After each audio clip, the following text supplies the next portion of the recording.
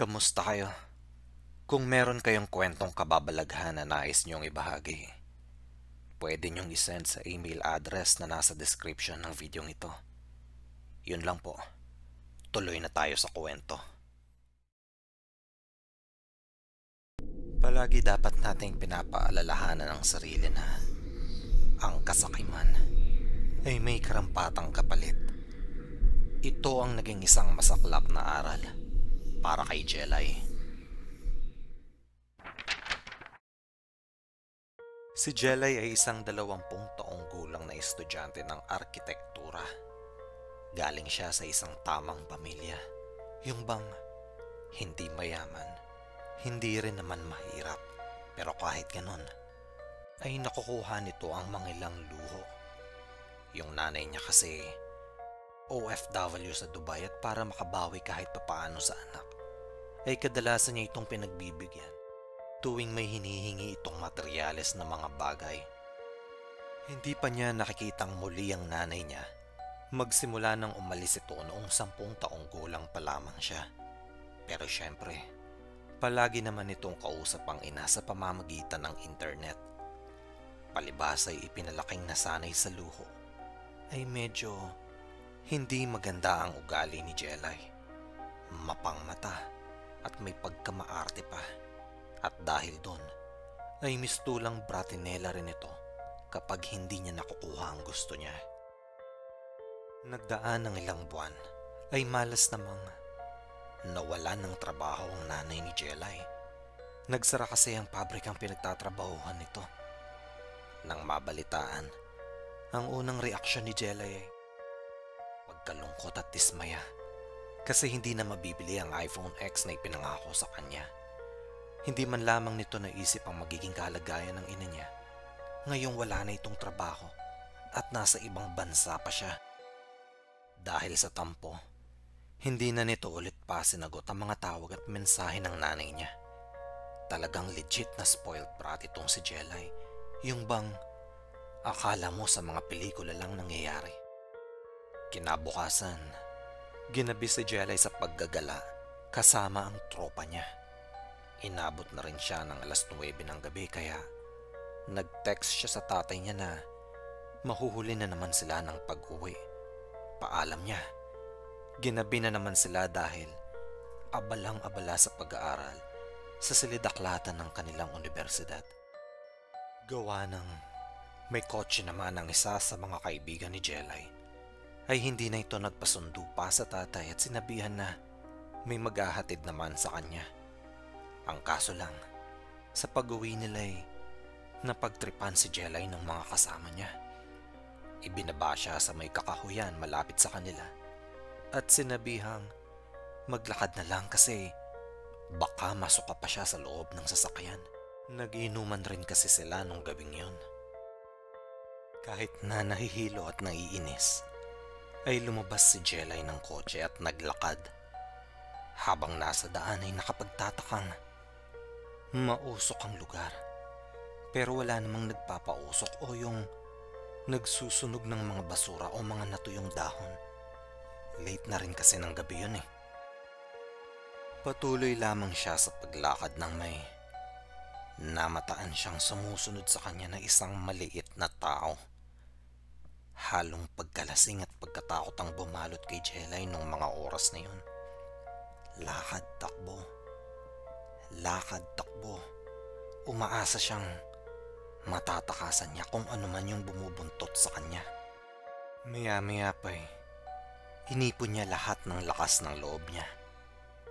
Tumigil siya sa pagtakbo at hinarap kung sino man yung sumusunod sa kanya. Wala.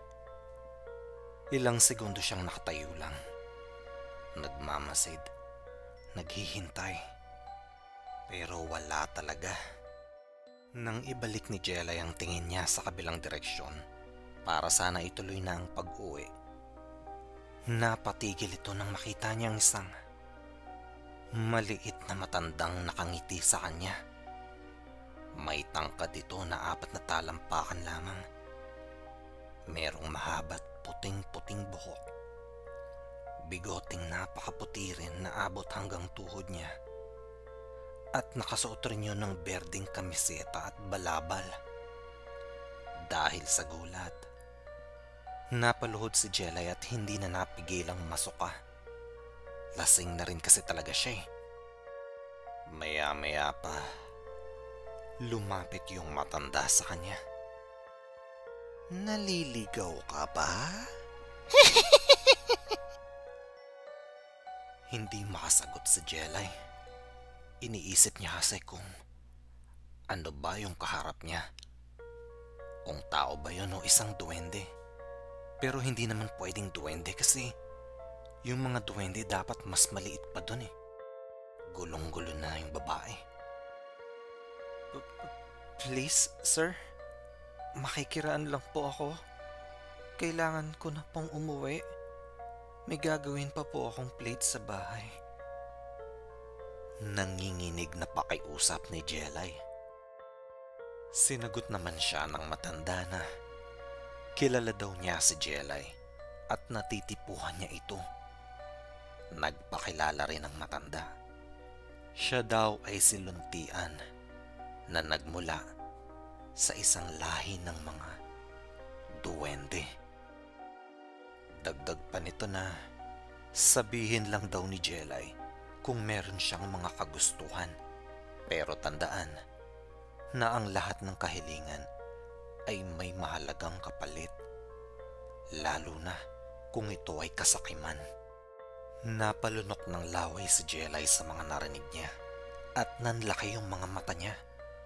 Hindi siya sigurado kung maniniwala ba siya o hindi. Kaya humiling na lang siya na sana makauwi na siya ora mismo.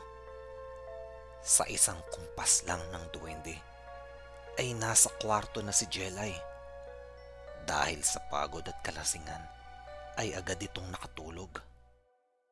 Kinabukasan, nagising si Jelay na masakit ang ulo. Naisip nito yung mga pangyayari kagabi at tumawa-tawa.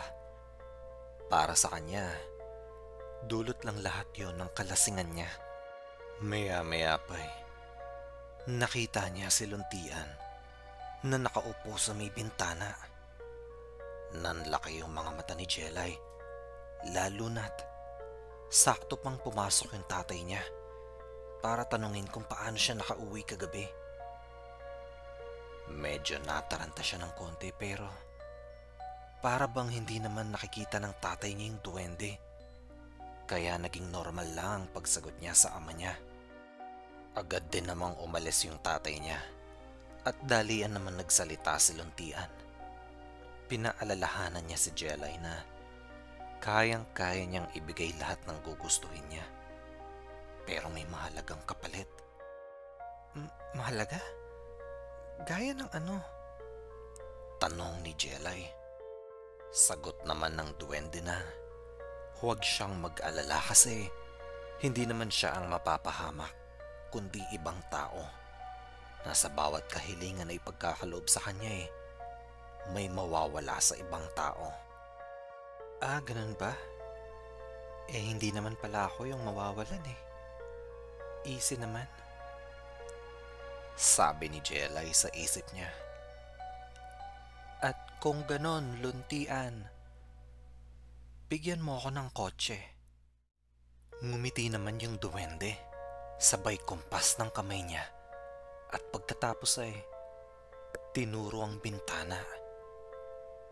Pagsilip ni Jelay sa bintana, nakita niyang may bago at makinang pangkotse ang nakaparada sa tapat ng bahay nila. Nakita rin niya yung tatay niya na takang-taka sa kotseng bigla na lang lumitaw. Natuwa si Jelay. Kaya pagkatapos nun, ay hiling lamang ito ng hiling ng mga materyales na bagay. Bags, cellphones, pera, alahas, makeup at kung ano-ano pa. Lumipas pa ang mga araw at talaga namang na-enjoy ng husto ni Jelay lahat ng hiniling niya. Yung ugali niya, lalo namang naging maarte at naging mapagmataas. Isang araw nang magpakita ulit si Luntian, humiling si Jelay ng isang condo apartment. Tumingin sa kanya yung duwende ng nakangiti na akala mo isang demonyo. Jelay, ubos na siya. Sagot nito at bigla na lang nawala. Nagtaka si Jelay sa sinagot ng duwende, pero di niya na masyadong inisip yon. Sa halip ay tuloy na lang siya sa pag-enjoy ng mga bago niyang luho. Lumipas pa ang mga araw, linggo, at hindi na nga nagpakita si Luntian. Ito namang si Jelay, hindi mapakali dahil dun sa huling sinabi ng duwende. Isang hating gabi, habang ang lahat ay mahimbing na natutulog, lumitaw ang berdeng duwende sa panaginip ni Jelay. Nagising naman agad ang dalaga kasi pakiramdam niya ay pinangungot siya.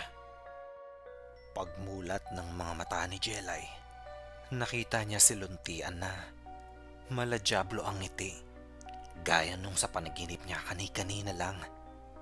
Bukod pa ron, kapansin-pansing may hawak siya na isang bilog na bagay na nakabalot. Para bang may kabigatan yun at naaamoy ni Jelay ang lansa nun. Inihagis ng duwende sa babae ang bagay na yon, sabay sabing bayad na daw si Jelay sa mga utang niya. Dahil sa bawat materyales na bagay na hiniling niya, kapalit ay isang mahalagang bahagi ng katawan. Bigla na lang naglaho yung duwende, habang si Jelay naman diring-diri sa hawak niyang plastic. Hindi niya napigilang tignan kung ano ba talaga yung nilalaman ng plastic na yon. Pagbukas niya, kitang-kita ng mga mata niya ang isang pamilyar na muka. Sa sobrang gulat, nabitawan niya yung hawak-hawak niya. Ito pala ay pugot na ulo ng nanay niyang nasa ibang bansa. Wala ng mga mata ito at iisa na lang yung labi. Napag-isip-isip ni Jelay na bahagi ng katawan ng nanay niya ang naging kapalit ng bawat materyales na kanyang hiniling. Walang tigil sa pag-iyak at pagsigaw si Jelay.